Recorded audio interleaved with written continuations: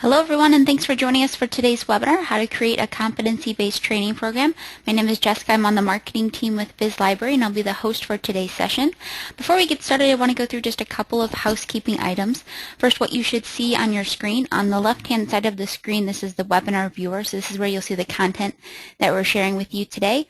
On the right-hand side of the screen, this is the control panel. So this is where you can join the audio portion of today's webinar, and you can also communicate with us through the question box.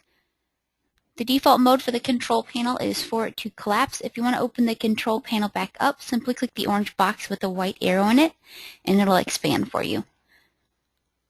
All of today's attendees are in listen-only mode.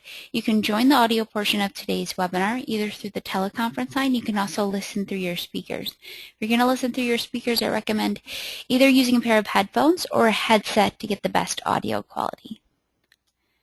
We like to keep things pretty informal, so if you have any questions or discussion points, feel free to send them over through the question box that's located within the control panel. I like to weave the questions in as it relates to what we're discussing in the webinar, and then I'll also leave some time at the end for Q&A.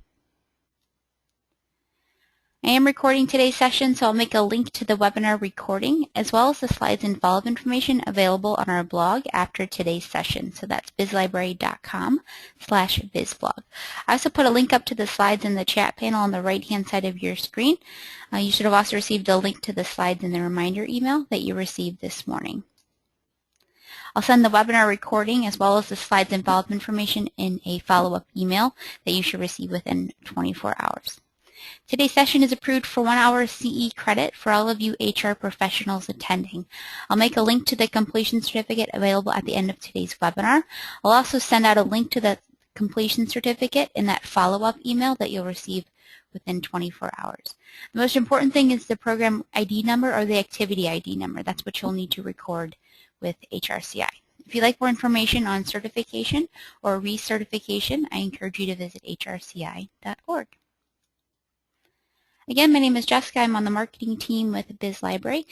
Graduated from the University of Missouri, Columbia with a degree in journalism. Been working in the training and development industry now for about 5 years. I'm very active in social media, so I tweet on behalf of Biz Library at Biz Library and also at my own account at Jessel Petrie. I'm also pretty active on LinkedIn, so I like to share a lot of articles and discussions around training and development, human resources, and marketing. So if you're on either of those social networks, we'd love it if you'd reach out and connect. Presenting with us today is Chris Osborne. Chris is the VP of Marketing for Biz Library. He's also worked in a consulting capacity with a Paris-based leadership development consulting firm where he helped organizations design and implement leadership and executive development programs.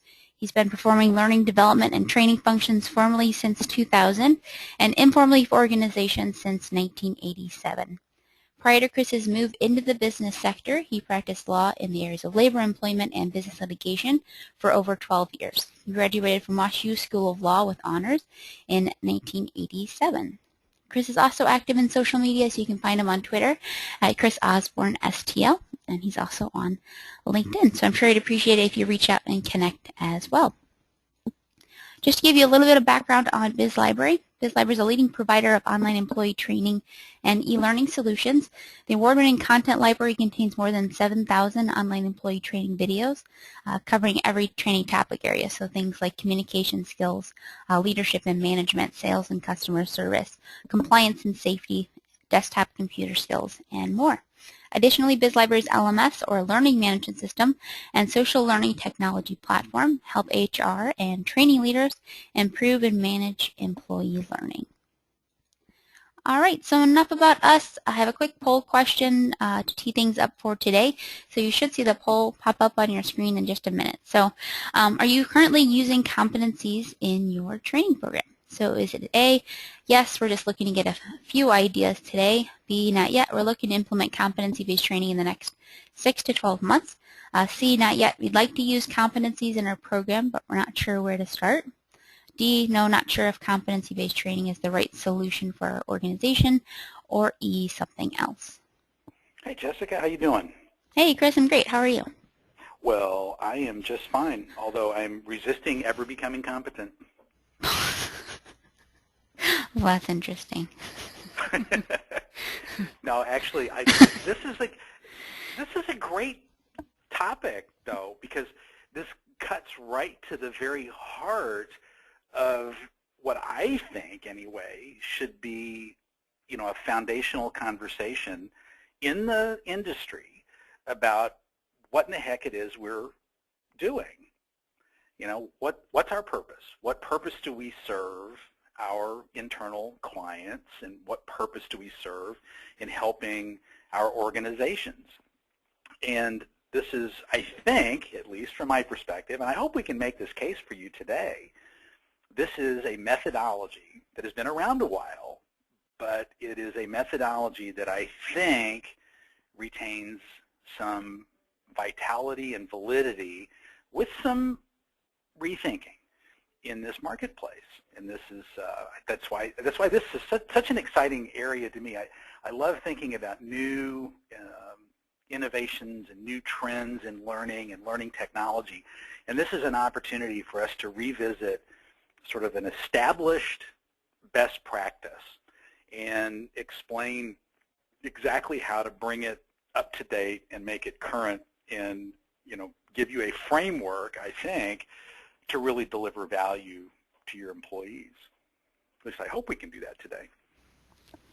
Yeah, it's a great tee up, Chris. It looks like we've gotten pretty good participation in the poll. I'm going to go ahead and close it out, and I'll share the results with everyone.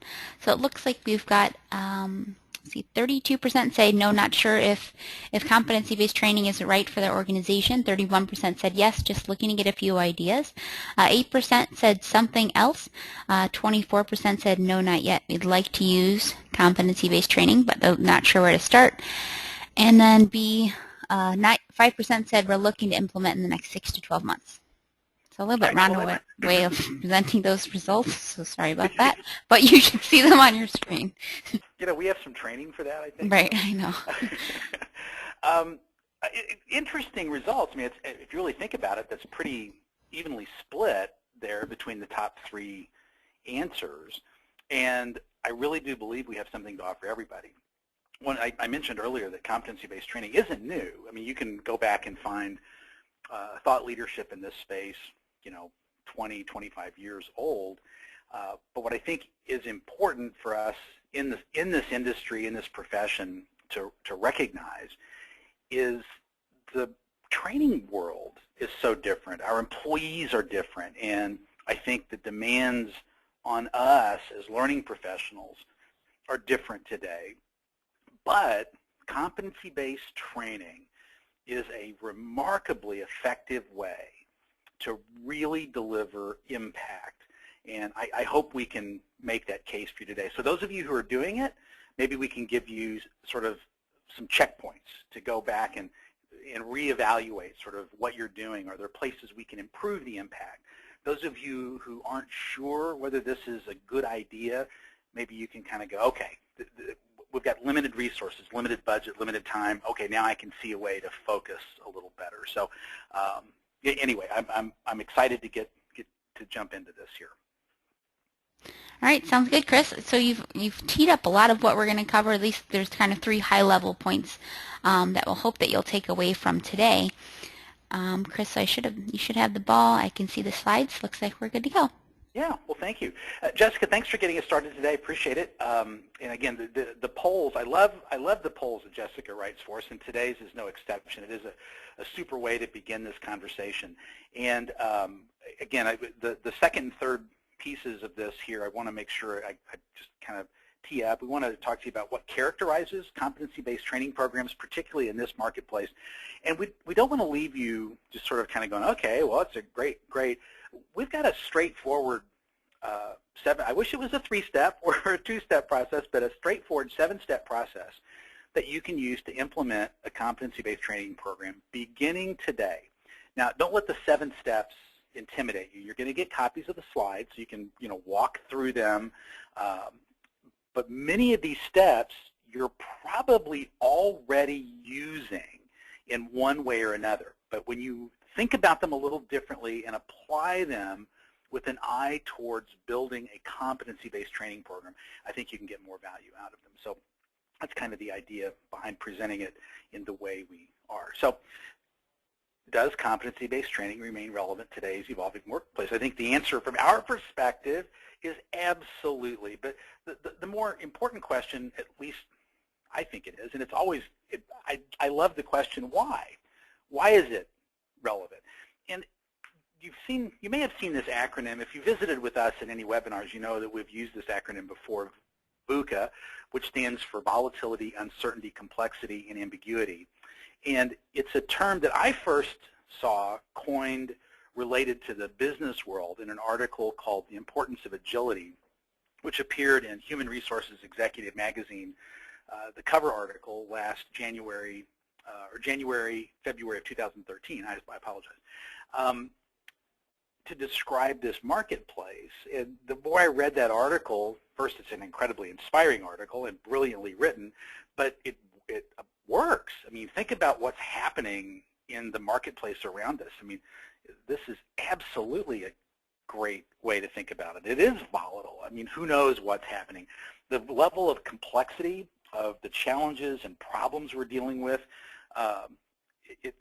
this world is not going to get simpler. It's going to continue to get more complex as markets evolve and markets change. And ambiguity, have we ever lived in a marketplace that was more ambiguous than today's marketplace? Certainty just feels like a thing of the past to me. I don't know if all of you feel that way or not, but that's certainly how it looks and feels to me. I've been in the work world for a lot longer than Jessica, and it's embarrassing to admit longer than she's been alive. And I can tell you that when I entered the work world many, many years ago, it was far less ambiguous. Ambiguity has always been around, but you had a sense of certainty about the direction of things and about where innovation was coming from and about your competition. Not so much anymore. You just don't always get a sense of that, which raises questions I think we've got to begin to come to grips with in terms of external compared to internal challenges that we're confronting that require us to overcome effectively if we're going to help our leaders and our employees, and then by extension our organizations, succeed. So externally, the ability to change and the capacity to adapt to this market.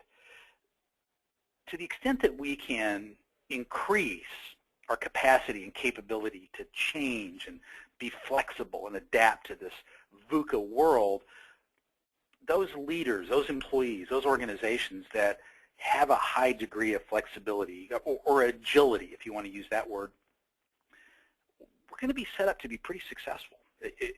Just think about somebody that's very agile and can change quickly and adapt to new conditions in this marketplace compared to somebody who's inflexible or organizations who are very, very resistant to change. Things are going to go by them very quickly. The internal challenges are just as daunting. I mean, think about this, you know, we're just coming out of this horrific recession, you know, calling it the Great Recession. And we're starting to see some of the predictions in the HR marketplace come true. Employee retention is becoming a real challenge as organizations put downward pressure on pay. As the job market's beginning to recover, we're starting to see the challenge of retaining key employees as people starting to exercise their rights to move around a little bit and seek better pay. And the workplace demographics are changing rather radically. You can determine for yourself whether this is a good or a bad thing, but it's certainly the real thing. Millennials are entering the workplace in droves. In a very short time frame, they're going to be over half of the workplace. And then, you know, people of my generation, baby boomers, are sticking around longer. So we've got this interesting dynamic and these interesting tensions in the workplace.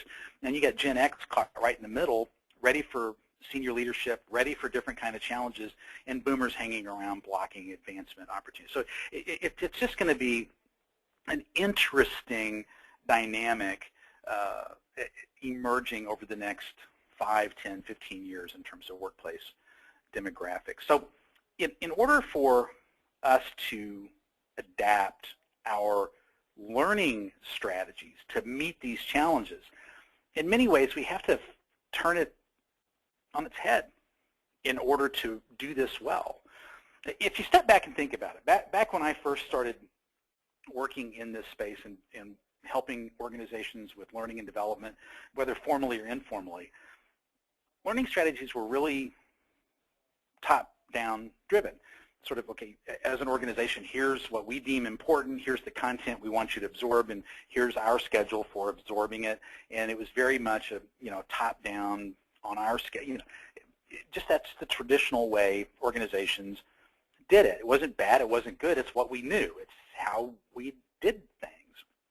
But in this world, with the change in demographics, the behaviors that we're seeing this change in demographics reflect in terms of 24/7 connected, the technology that enables behaviors where people can grab information, knowledge, learning, bring it to themselves on their schedule when they want, on their devices at any time they want. It's a different world.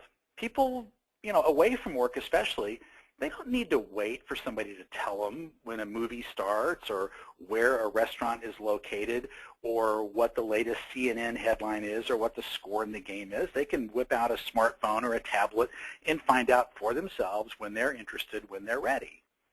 And guess what? The expectations that those technologies, those behaviors, and that demographic, those expectations are coming to work.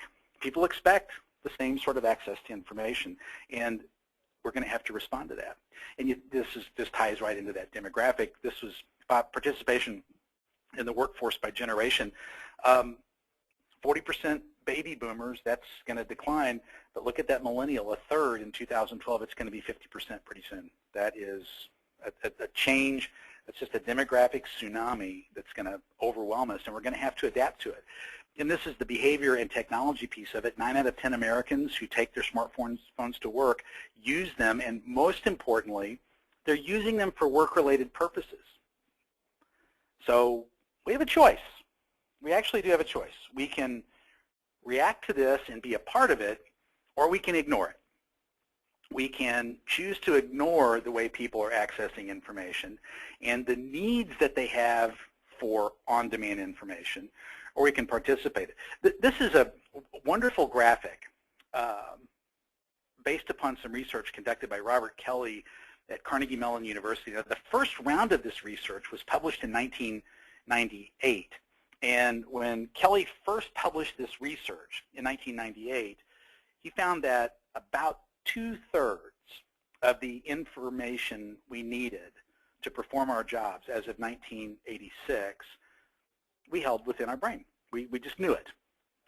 2/3. By 1997, now think of what was going on, the rise of tech, high tech, the tech revolution, .com, it was down to about 15%. By 1997, only 15% of what we needed to do we had in our brain. By 2006, when Kelly republished this information, it was down to about 8%. And this percentage of knowledge that we hold within our brain to effectively perform our job in this marketplace, in this economy, in this knowledge-based economy is shrinking. So if that's the case, how do we find what we need to effectively perform? If we don't hold it between our ears, where do we hold it? Where do we find it? Where do we access it? And as learning professionals, we need to be a part of this. Jessica, before I jump into the next phase of our presentation today, do you have anything to add to any of this? No, Chris, I think you've laid the business case pretty well. So in the face of all of these different changes, demographics, behaviors, and technology, how is it that competency-based training can still be relevant? So we did a competency-based training webinar 4 years ago. How has it changed since then? Is it still relevant in organizations? And like you said, Chris, it is, and that's what we're going to talk about for the rest of the webinar. Right, and this is exactly why. Competency-based training focuses on identified workplace behaviors essential to achieve organizational strategic goals. So let's keep that strategic definition in mind, and here are the 4 critical characteristics that you're going to find in sort of best practices, competency-based programs. They are relentlessly learner-focused. Remember the graphic that Jessica put together, the guy standing on his head? So we've flipped the approach to training. This is learner-focused, not company-focused. It's about the ability to do versus knowing how, going back to that graphic we just showed you based upon that research about how little of the information we know is held within our brain. It's a focus on skills, knowledge, and behaviors, and great programs are aligned to strategic objectives. So here are the characteristics that we see in this. There's alignment, they're employee focused, they build on employee strengths. We're going to talk about that. There's some fabulous research out there on this. They're focused on skills and knowledge, and ultimately, the strategic objective is about improved performance. All right, so let's talk about alignment. Now, you can look up the term alignment in the business literature, and you're going to get some mush-mouth kind of definition that will tell you alignment is the strategic setting up of organizational objectives to departmental goals and many of the definitions don't mean a thing. I've read a bunch of them, and I swear they made my head spin as I was working my way through this stuff. And it wasn't until I just read a common dictionary definition of the term alignment when I kind of went, okay, now I've got something I can work with. A common dictionary definition of alignment is stunningly simple. And when we think about it this way, it makes an enormous amount of sense from a business perspective. When you read a common dictionary definition of alignment, it's described as a continuous process whereby the relative parts are adjusted to maintain their proper relative position. Now think about that. It's a continuous process of adjustment to keep things in their relative proper spot. Think about a camera. If you're focused on one thing and you move it, you adjust the focus, you realign, but it's continuous. Think about your car. So you go get your car aligned. They pull it off the rack, you take your car, you back it out, you drive it, and over the course of driving your car, you go over potholes, road repairs, you might hit a curb here or there, and it goes out of alignment because you've been using the car. So what do?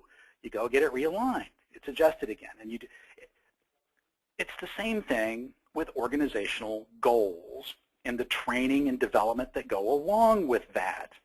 It's a process, a continuous process of adjustment and realignment and adjustment again. So we're constantly, continuously evaluating progress aimed at progress towards goals and examining the behaviors along the way to see whether we're on track or off track. If we're on track, great. We continue to do more of that. If we're on track, we step back, ask questions about why, we adjust, and now we measure again, are we back on? And that's how organizations achieve strategic objectives. You don't do it by setting goals and waiting a year to look back and see, well, did we hit our goals?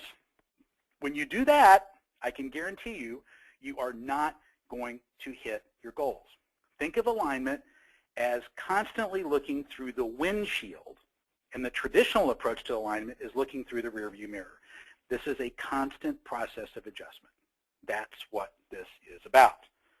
Okay, so that's the first critical characteristic in great competency-based training programs. So we're working on competencies, and we're helping our employees make continuous adjustments to achieve their individual goals, which gets to this incredibly important piece of it. This is about the employees, okay? One size does not fit all. It just doesn't. And I think those of us that are passionate about employee development and training, and I obviously am, we've known this for our entire careers. We've always known this. And for many of us, we were kind of shoehorned into organizations and programs where, you know, we didn't get a chance to behave this way. But it has to be focused on individual employees. So we have to ask ourselves this critical question. What are those key competencies that actually support the achievement of the employee's goals that support attainment of organizational strategic objectives? Now, think about your own job description. How many critical competencies are listed on there? 12, 15, 10? I guarantee you it's not 3 or 4. But step back and think and be honest with yourself. How many of those critical competencies do you really have to perform at a high level of mastery to really do your job well? It's probably 3 or 4. And those are the key competencies that we want to support from a development perspective. We got to cut the static out of this. We got to focus those development efforts that we have limited time and limited resources for on the competencies aimed at influencing the behaviors that really support the achievement of organizational goals. And one of the things that we want to make sure we do so we really get our employees engaged and moving forward is focus on strengths. This is a quote that Jessica pulled for us out of a fantastic survey study that's released every year by Gallup. This is from the 2013 State of the American Workplace. If you don't read this study, I highly encourage you to do so. The data in this is fantastic. But what's really great about this study is they give learning and development professionals, they give us some fantastic, actionable advice and suggestions on things that we can do to not only improve engagement, but improve productivity and, by extension, profitability of our employees. Managers have unique opportunities in their daily interactions with employees to empower, then to discover and develop their strengths. And they have the ability to position employees in roles where they can do what they do best every day. Employees who feel engaged at work and who are able to use their strengths in their jobs are more productive and profitable and have higher quality work. If you want to talk to your CEO and CFO about budget money and budget allocations for employee development, use those 3 terms: improve productivity, become more profitable, deliver higher quality work. Now you're talking business benefits. Now you're talking their language. And that's one of the things that competency-based training can do, because we're going to build on employee strengths. Jessica, I see a number of comments and questions starting to roll in. Are there any that we should take now before I move on? Yeah, I think so. So it has to do with creating a adaptable competency-based training program. So this question's from Julie. She says, sometimes managers and other non-learning specialists want to create a blank, so insert whatever type of specialty in your industry. So basically a position or an employee in a specific job role. So they want to create this within 6 months, when in the past they've had, they've created this position over years, and they've trained this employee over years. So how do you get the employees more time to develop? You can't make a 20-year experienced person in 6 months. So added to that, this is an ad from Julie, once they get someone close to the goal of being ready, the focus changes, and maybe the competency isn't even relevant anymore. The competencies change too quickly. So with this challenge in mind, how can we apply these characteristics in this competency-based training program framework to be more adaptable and agile in our organizations? Well, that cuts right to the heart of one of the core challenges in organizations in this VUCA world. I mean, you are speaking directly to the issues created in this VUCA environment, this volatility, this uncertainty. We don't know what's happening sometimes. So step back and think about that for just a brief moment, and let's not focus on a specific job role competency. Let's talk about a different competency. I'm going to suggest another competency that you might want to consider developing in your leaders and your employees that are in those situations where there's a possibility that they're going to have to learn new skills, or learn to do jobs that may not exist in your organization today. And the name of the competency is learning agility. And there's some great thought leadership out there. An author that I happen to be a big fan of, Victoria Swisher, wrote a book called Becoming an Agile Leader. Learning agility is really about teaching people the ability to learn new skills. And in this marketplace, my honest opinion, my professional opinion is learning agility, and I'm going to quote Victoria Swisher here, is almost the price of admission for leadership roles in this marketplace. So if you've got people who are adaptable and agile and can learn new things quickly, you put yourself in a position where when those sorts of things occur, you're in a much better position to respond because you've built a set of agile leaders in your organization and you can adapt. That's the first thing. The second piece of this gets back to our definition of alignment. When you're constantly evaluating and measuring and evaluating and measuring, you're far less likely to be caught unawares or unprepared as new things emerge. That's why using and applying the definition of alignment that we're suggesting, that constant, continuous evaluation and adjustment, will help get out ahead of that. That's a piece of it. I don't have a simple answer for you because there isn't one. You touched exactly on the challenge in this marketplace, which is why I think, one, learning agility is a fantastic kind of foundational competency that is worth examining. And two, that's why I believe that that foundational of the characteristics, the first one, that definition of alignment, is so important. I don't know if that's a good answer to your question, and I apologize if it's not, but I think that's the right answer. Jessica, would you add anything or clarify anything to my answer, or do you think that got to it? I think it got to it. You know, anything I would add is that don't make it too complex.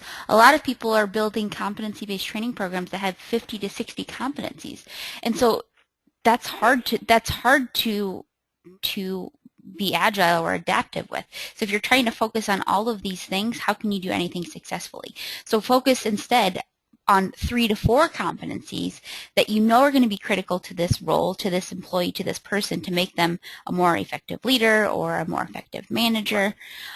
So just simplifying it a little bit, really understanding and taking time to understand what makes that person successful in your organization, in your industry, in their role. That's exactly right. That's another great suggestion. Yeah, focus just on those key ones. So let me finish with the conversation here on build on strengths, because I want to move into, we got 2 more characteristics to get into before we dive into the implementation process. So building on strengths is really important. I mentioned the business case for why to do it. And this, if you think about it intuitively, this makes a ton of sense. So think about your capacity for improvement. And I'll just use myself as an example.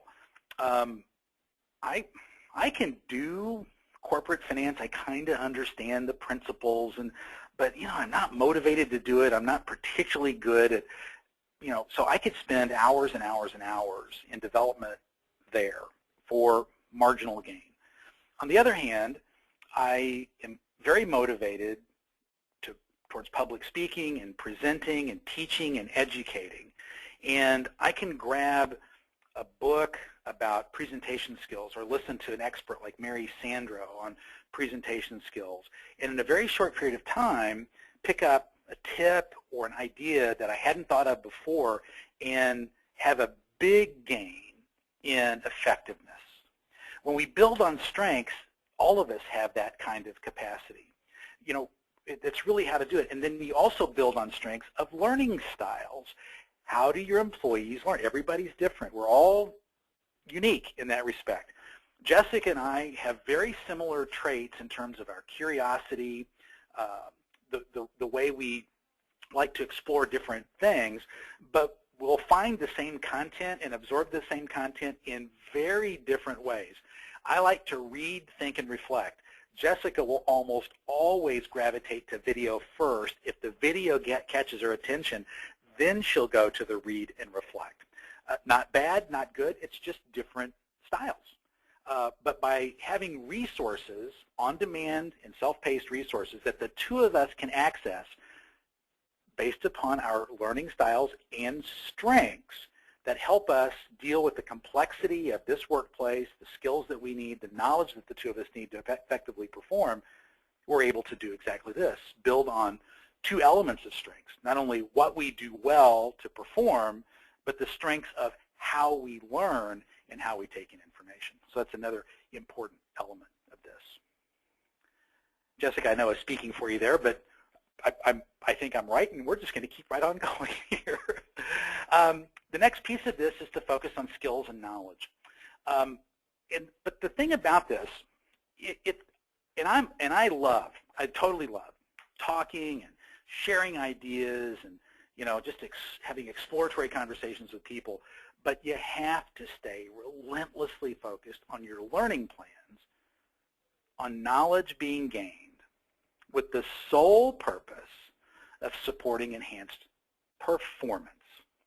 That's what this has got to be about, okay? So performance along those behaviors that actually improve business benefits aligned with strategic goals. And that's when we start to see improvement in our learning outcomes, in the return on investment, in the business benefits. It's great to do sales training. Okay, we're going to do sales training, and everybody's going to feel good about it and fantastic, but maybe we didn't need broad-based sales training. Maybe our sales team needed better help with email communications and negotiations. We have to understand exactly what the gaps are, the performance gaps are, in order to deliver the right skills and right knowledge improvements and improvement in the right competency areas, which gets us directly to the implementation process. And here are the 7 steps. I'm going to go through each one of these. This is not a complex process, okay? But we start with the performance analysis. You'll notice that needs analysis is nowhere here. I'll talk to you about that, about why in just a second. But we do a performance analysis. From there, we establish the competencies. From there, we establish the job role standards and identify the skill gaps. Now we move to the left-hand side where we create individual development plans. Then we are assessing and measuring, We repeat the performance, and this turns into a never-ending cycle of evaluation and improvement, evaluation, development, and this goes on and on and on in our organization as we make incremental, steady improvements and begin to build this culture where continuous improvement doesn't just happen by accident. It happens by design because we've built this into the culture and we've helped our employees understand not only why it's important, but given them the tools to make it happen. All right, so a performance analysis. If you do a needs analysis, this is what you're going to get. Use the sales example I gave you. You go to your sales managers, your sales team. What do you need? We need sales training. And so you deliver sales training, and you all feel good, and then nothing happens. You can't do that. You have to do a performance analysis, and you begin with the end in mind. So if you're evaluating sales, what are the sales objectives, and how are they aligned with the organization's goals? That's the first place to start. And where are the differences in performance between the current level of performance and the desired level of performance? That's what we're looking for.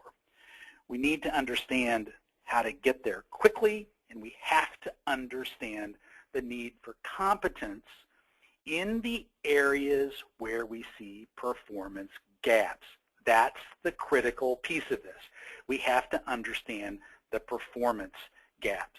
Now that we've understood where we fall short on performance, we want to establish the critical, remember, not 20, not 15, but the 3 or 4 critical competencies that establish success along those behaviors that will fill those performance gaps. I guarantee you have top performers. Even in areas where the departmental performance is falling short, you're going to have top performers. How do they do it? What do they do? What are the critical characteristics and capabilities that they exhibit on a daily basis? Ask them. They may have a job description that has 10, 15, 16 critical components. They're not applying all of those every day to achieve their goals. They are not. They are probably doing 3 or 4 things really, really well. Well, guess what? Those are the 3 or 4 things that you teach the rest of your performers to do really well. Those are the competencies that will improve the behaviors that will plug those performance gaps. And as you're thinking about competency levels, there are really 3 of them. They're core competencies. These are things that are across our industry and our company culture. So let me use BizLibrary as an example. We're in the learning industry. So everybody here is expected to have some basic understanding of learning technology and employee development.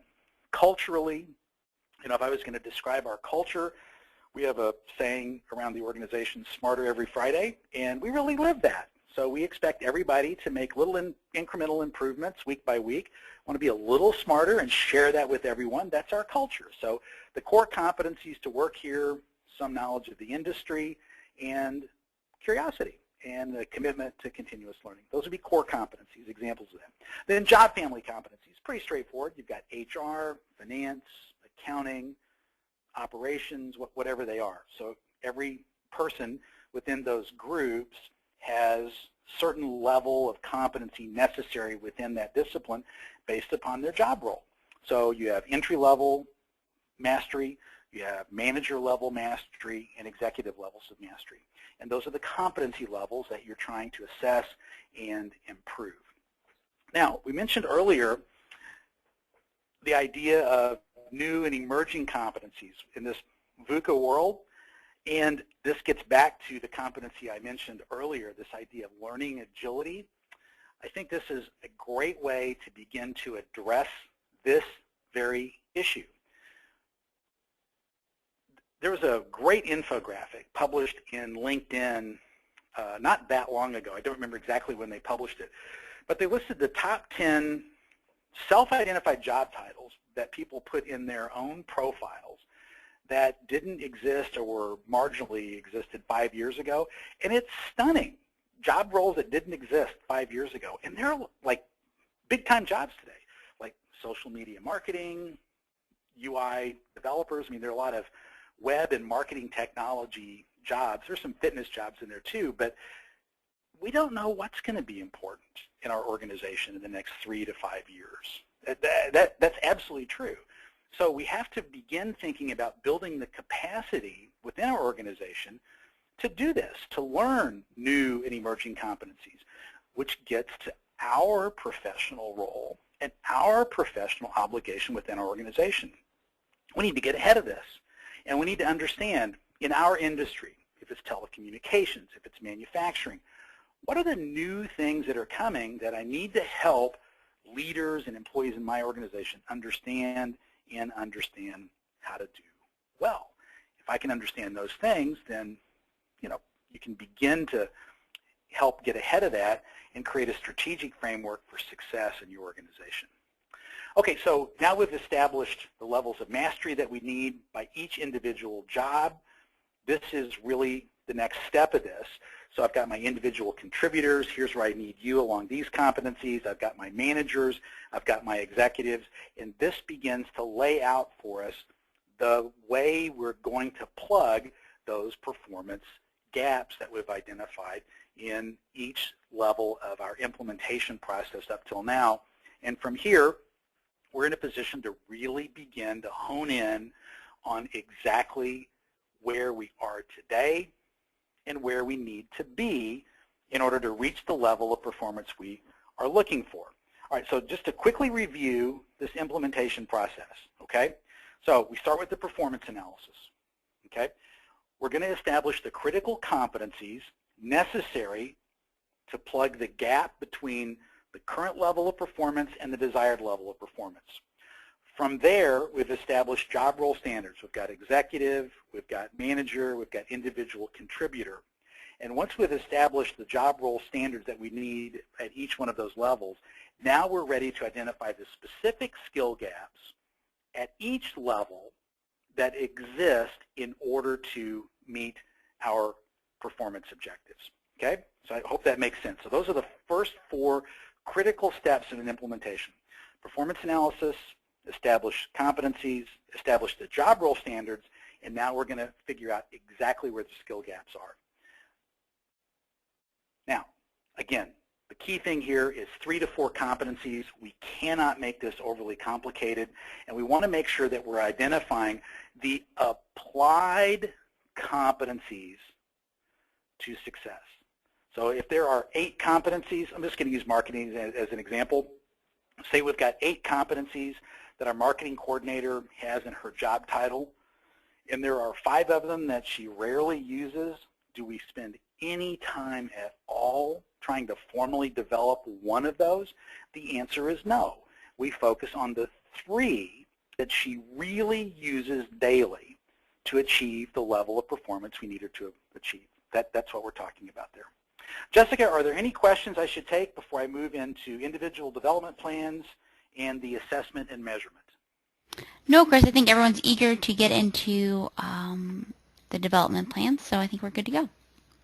All right. Well, then that means they're eager to hear you talk, because you're going to present this.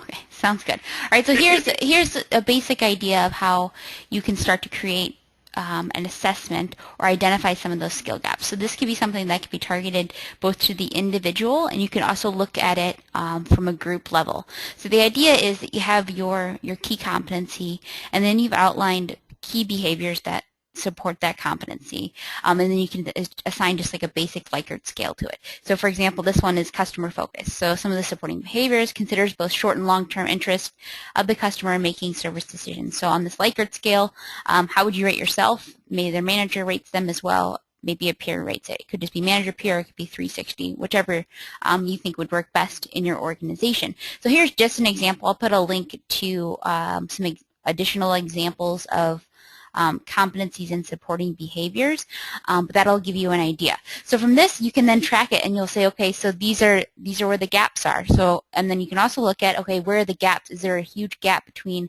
how the employee perceives themselves and how the manager perceives themselves? Then at a higher level, you could also look at that at a group. You're going to apply this assessment to all of your technical support representatives.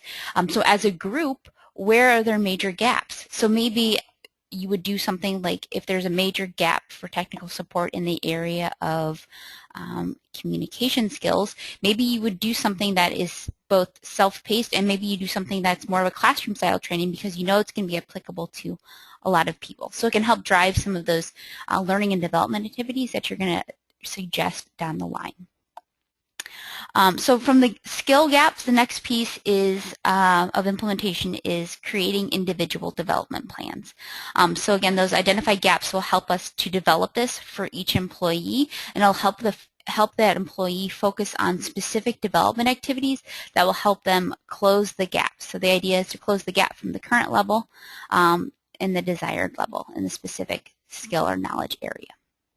So this is just an example. Yours could include different things, but then from this, you're going to then map out those resources and learning activities. Chris, anything that you'd add? No, Jessica did a great job of laying it out. I mean, that's exactly how to do this. I mean, it really takes it from being theoretical to very practical. I mean, we're building. I mean, if you think about sort of building a business case, and then the individual development plan is the, sort of the action plan to implement it. That's exactly what this is about. And you can't improve what you can't measure, and that's really the next step in the process, is to assess and measure what what you've been doing. It's one thing to ask employees to improve. It's the next step is to say, okay, so here's your roadmap to improvement. We've got an individual development plan. Here are the competencies we want to see you do better in. So go forth, prosper, and learn. And that's great. But then how do you know that there's been improvement? After years and years of management and helping employees and organizations do better, I can tell you with a high degree of certainty that people want to know that they've done well. So, you ask yourself, what will success in this role look like? And then you seal the deal by asking yourself, how will I know it?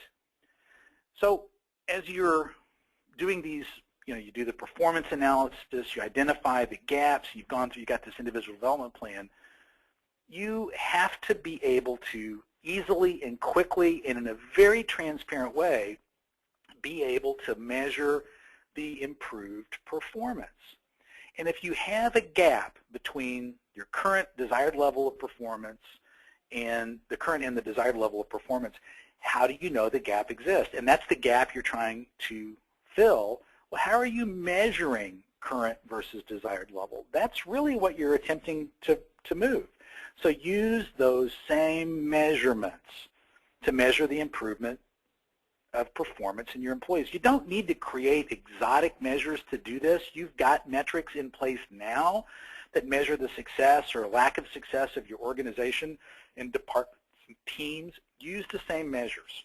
Use the same measures. You want to make sure you're measuring things that actually indicate changes in behaviors, and hopefully what you're doing through all of this is seeing the capability of your organizations improve. That is the objective. If we do nothing else, with a training and development program, we should improve the capability of the organization to grow at a bare minimum, and that's a great win. But you have to be able to track it and measure it, and so you can articulate it to employees, to leaders, to managers, and ultimately to senior executives who are going to make a final decision about whether you're going to continue to get the funding you need to engage in these activities.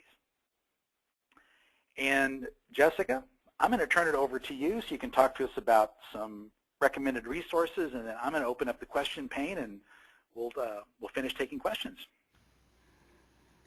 All right, Chris, sounds good. I'll go ahead and pull up the recommended resources for all of you. Sorry, I think my wrong slide. So these first two courses, they're shorter videos. The first one's 3 minutes. The next one's a little bit longer at 18 minutes. But the first one is actually one of my favorite that's included in the Biz Library collection. It's called Great Managers Help People Hone Their Strengths. Great takeaways. It's part of the Leadership Lesson series. They're shorter videos, and you get a key takeaway that you can apply immediately. So those are some of my favorite. And the next one is using competencies successfully, communicating the way that we want people to work. So you have these competencies lined out. So how do you communicate what that means to the employees and the leaders in your organization? This next recommended set of resources, they're called competency toolkits. So this is kind of a unique set that's included in the Biz Library collection that really focuses on how you can apply things on the job. It includes short videos. Most of them are like 1 to 2 minutes in length. They include step-by-step implementation guides that help the learner implement the material that they just watched in the short instructional video. And they also include downloadable job aids, so things that are like Microsoft Word forms, checklists, and templates that they can help them take action on the job. So all the recommended resources are included in the Biz Library collection. You're welcome to do a free 30-day trial if you'd like to try out any of the resources that I highlighted or any of the other resources included in the collection as well. So there's over 7,025 different topic areas, and it's set up to where your employees get unlimited access. So I'll put a quick poll up, and I'll leave it up through questions. Just let us know if you'd like to do a free trial. All right, so questions, Chris. First one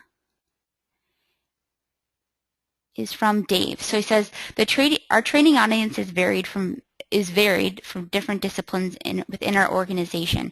Is competency-based training right for everyone or just specific job classifications? Well, I think it's right for everyone, to be honest. I mean, I don't want to make it seem like one size fits all. And competency-based training is really the antithesis of one-size-fits-all. Competency-based training is a methodology that requires us to focus on the individual needs employee by employee. And that's why I think it works really well for every employee in your organization, because the objective is to help employees improve their performance, their knowledge, their skills, their ability, however you want to look at it, in areas that are actually going to help them influence the bottom line performance of your organization along, some tightly focused areas that are applicable to them.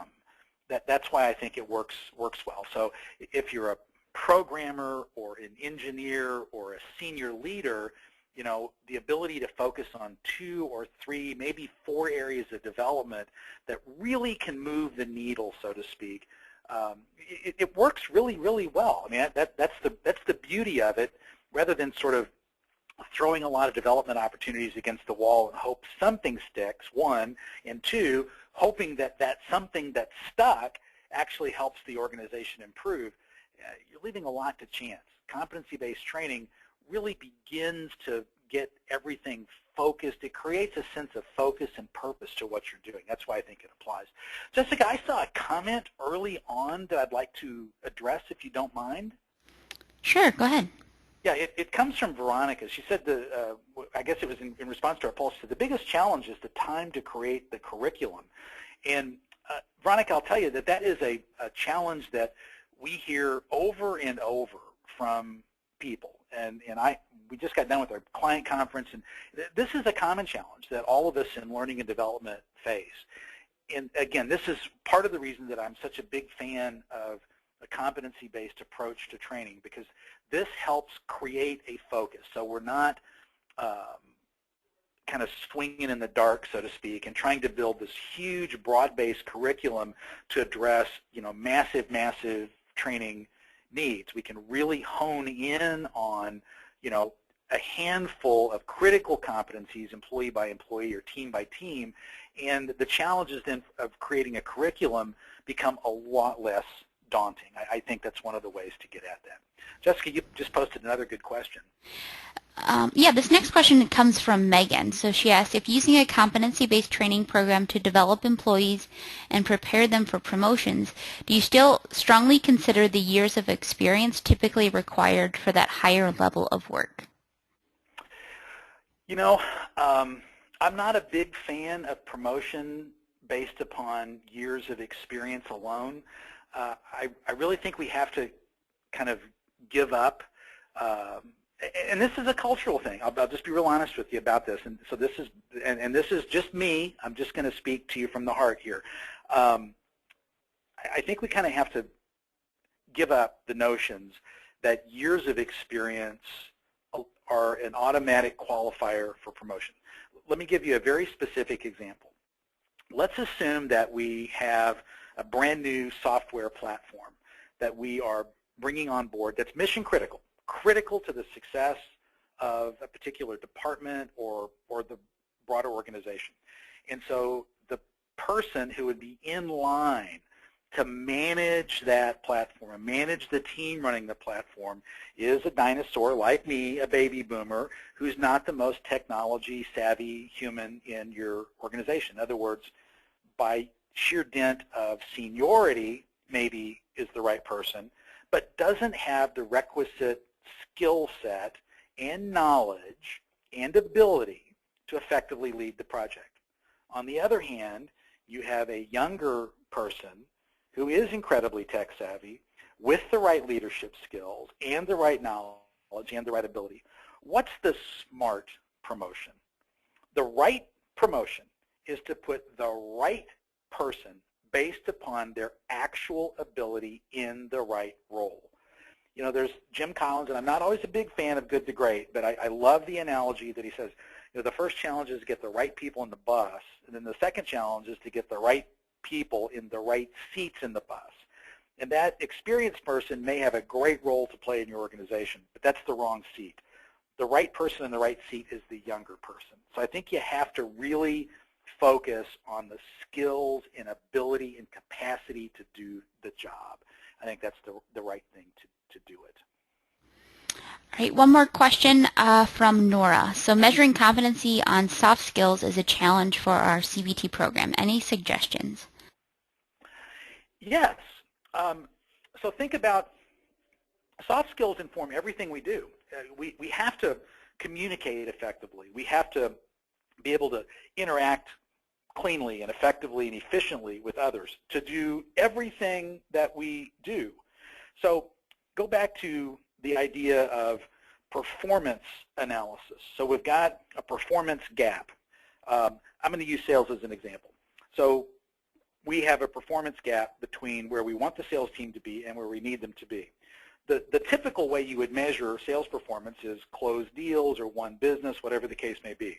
But when we dive into that, we find out that the real issue, the reason we're not selling as much as we want, is we have a written communications issue, that sales are falling off because we communicate poorly in email or letters. So we provide training on soft skills, communication skills, and we see behaviors improve, which therefore improve performance. What you look to is to measure the impact of behaviors, and that's how you get to the impact of soft skills training.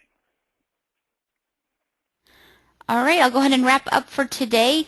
For those of you that are attending for HRCI credit, I put a link to the certificate in the chat panel on the right-hand side of your screen. I'll also send out an email. You should receive it in your inbox around 4 p.m. Central Time today.